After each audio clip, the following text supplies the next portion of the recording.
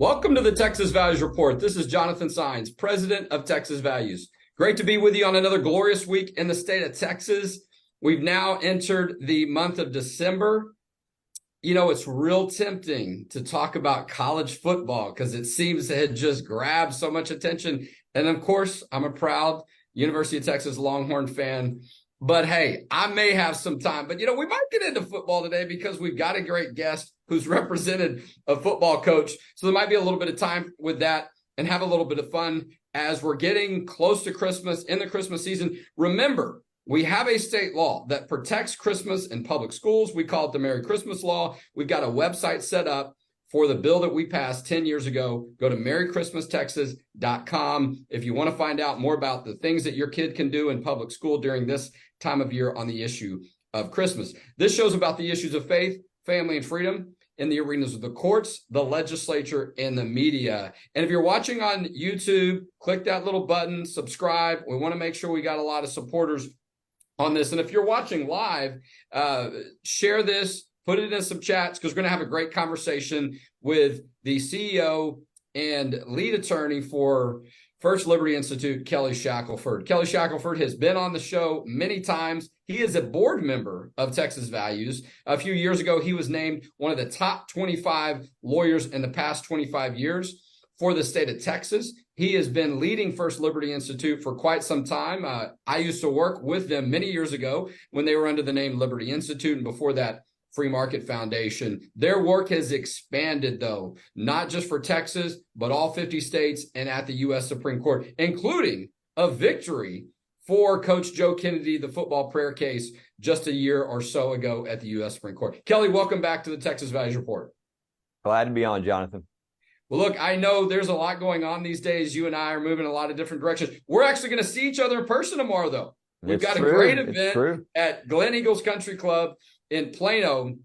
We've given out an award in your name. What's that feel like? You're like, man. I feel like I shouldn't be alive. Right.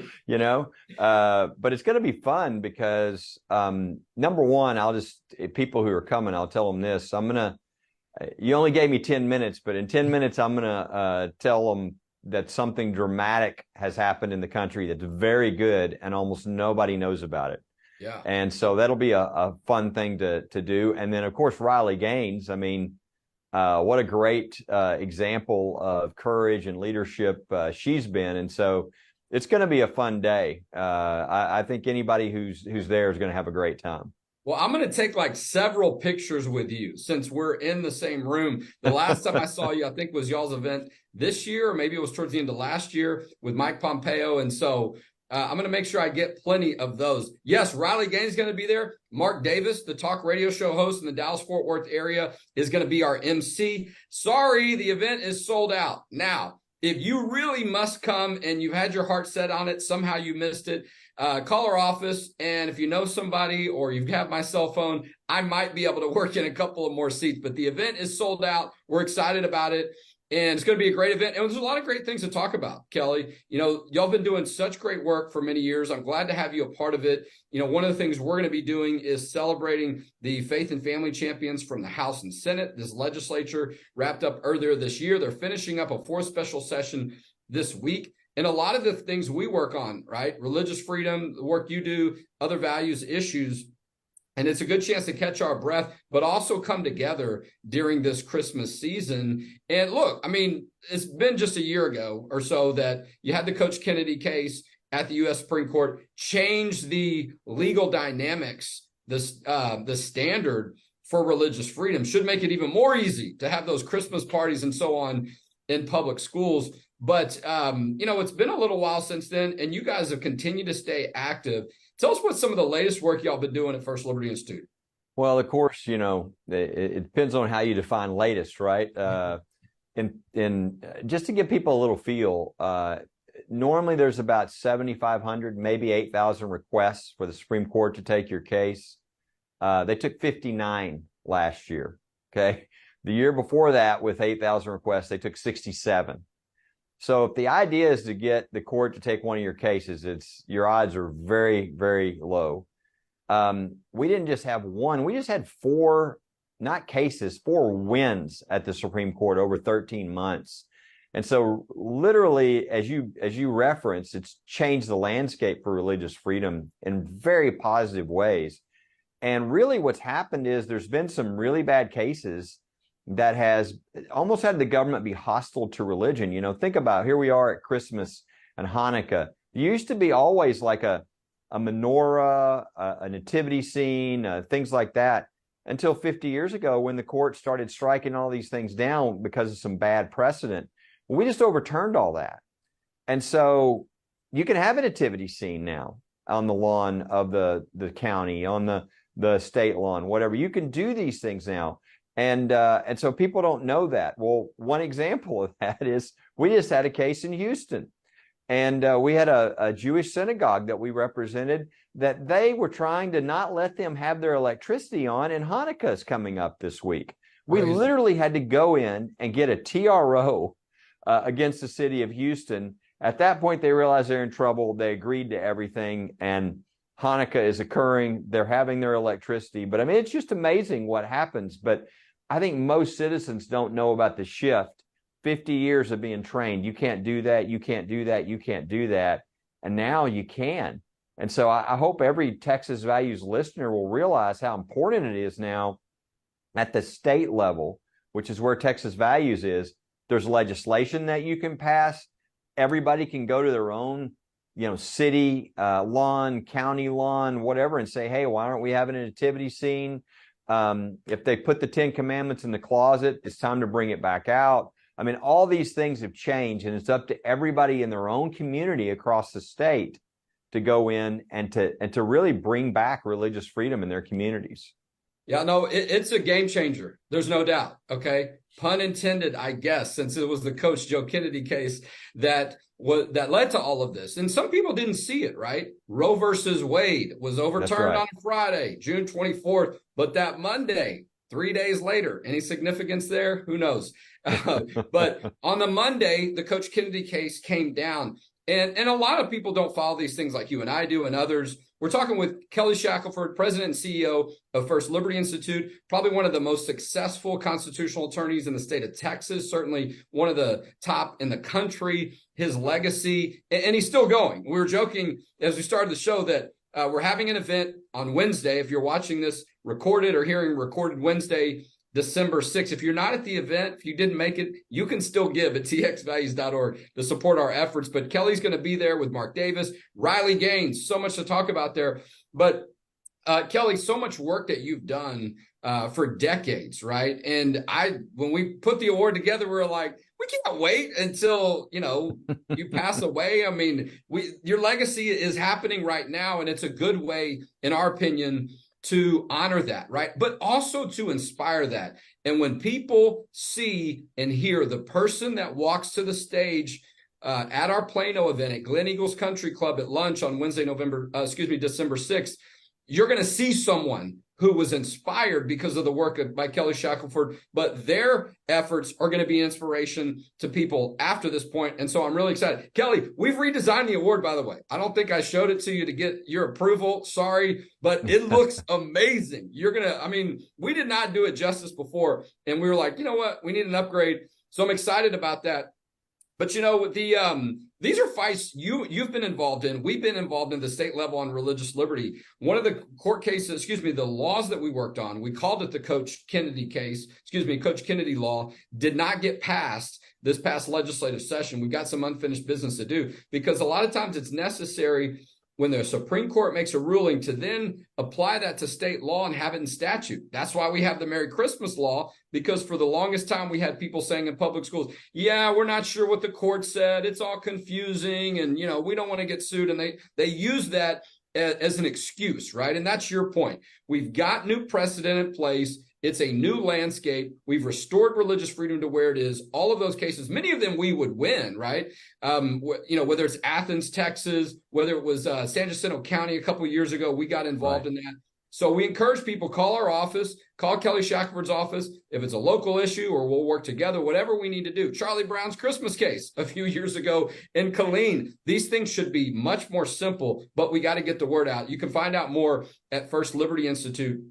.org to see the work that they're doing at First Liberty Institute. They are headquartered in Texas, but they also have an office in DC, and they do work all across the country and in the 50 states. Kelly, you think about, we're in the Christmas season, and you've seen these attacks. There was a book written about it, The War on Christmas, at a certain point. And, I don't see as many as I used to, but I still see them cropping up from time to time.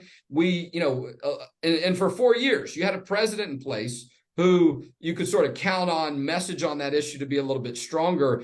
As we get into this election season, I think it's important for churches to know they have the right to talk about these issues, to make people aware of the elections, and for us to be looking at candidates that are biblically based, that support religious freedom. What can you tell churches about what their rights are, some guidance as they get more attention and people ask about elections? Yeah, we have great stuff on the website at firstliberty.org on the rights of churches and elections. And really, there's so much fear out there that a lot of the churches are censoring themselves, when really the job of a pastor is to equip the saints to represent Christ in every part of society. That includes in the voting booth. So not that the pastor has to tell them who to vote for, but they need to make sure that they're registered. They need to make sure that they're going to vote. I have seen so many examples of this, Jonathan, right here in Texas. There was an area here not too far from me where school board members were taking over the school board that were against everything that is Judeo-Christian, right? And there were the last school board member one was under 700 votes. Wow. There were 25,000 people at one of these churches on that Sunday. And so the pastor realized, what are we doing? So he got up, challenged everybody, said, you probably don't even know, but in 2 weeks, there's an election.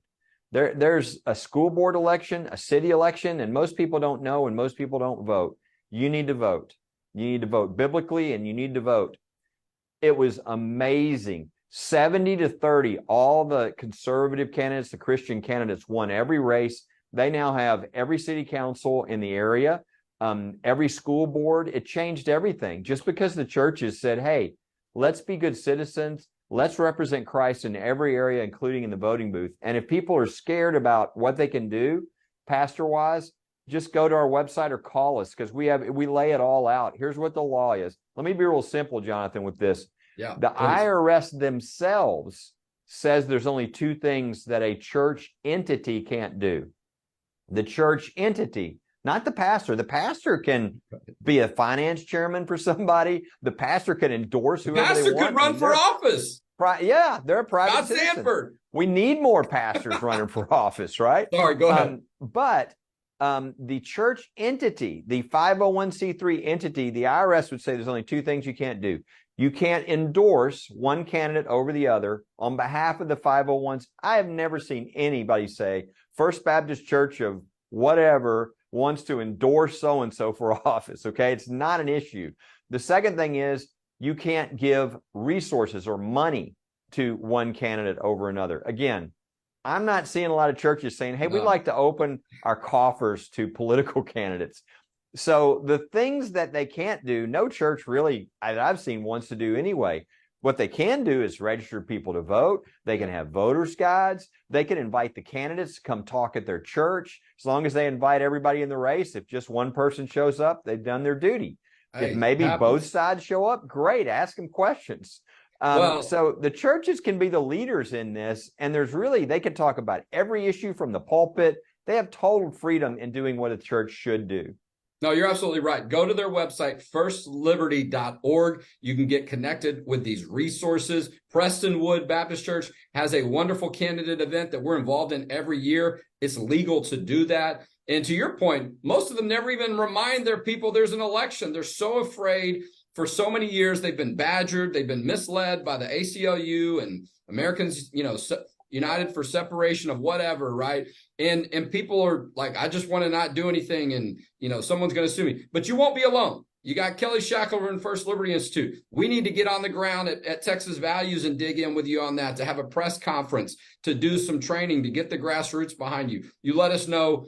These are important issues coming up. And, we win the right to exercise these freedoms. We got to put them in practice. Otherwise, what's the point, right? And so lawyers and people have done the hard work people like Coach Kennedy have put their life on the line, their livelihood on the line for these freedoms. We need to go exercise them. Go to firstlibertyinstitute.org. Kelly Shackelford, president and CEO of First Liberty Institute, did a great job of laying that out, Kelly. And I just wanted to say, too, as we conclude, that it's such a privilege to have you as one of the original founding board members of Texas Values. You've continued to be on the board. That helped you probably have an award in your name, but it helps us as an organization to have that connection, to get that guidance, that wisdom, that insight of so many of the things that you've seen over the years. So from all of our team, the rest of the board members, and all of the supporters of Texas Values, thank you also for being a part of what we do. Well, thank you for being a great leader. And boy, I think everybody in Texas knows if there's any group that stands for those values, those biblical principles in Texas in the legislature, there's no doubt of who the number one group is. It's Texas Values. So if you care about the laws that are going to be passed, what the atmosphere is going to be like across Texas, you've got to be connected and involved with Texas Values. Couldn't have said it better myself. Kelly Shackelford, president and CEO of First Liberty Institute, has been our guest today on the Texas Values Report. Thanks, Kelly. All right, I'm going to have just a few minutes because I got to hustle over to Houston. This is a shorter segment than usual, but go to txvalues.org. Maybe I can squeeze you into the lunch in Plano, but we are sold out. If somebody cancels, we'll try to work you in. In the meantime, if you can't make the event, txvalues.org. If you're going to the event, we've got some amazing silent auction items. If you're a Rangers fan, if you're a Cowboys fan, you better be ready to bid on these things. It's going to be exciting. In the meantime, check out MerryChristmasTexas.com to find out how we're protecting Christmas in public schools and in other ways as well. We will turn on a dime when we need to respond to these type of requests and threats. And go to our main website. If you want to give and you can't make it to some of the events, txvalues.org. We got some more events coming up too between now and December. Check our website and social media. And that's how together we'll protect faith, family, and freedom in Texas. And we'll talk to you next week on the Texas Values Report.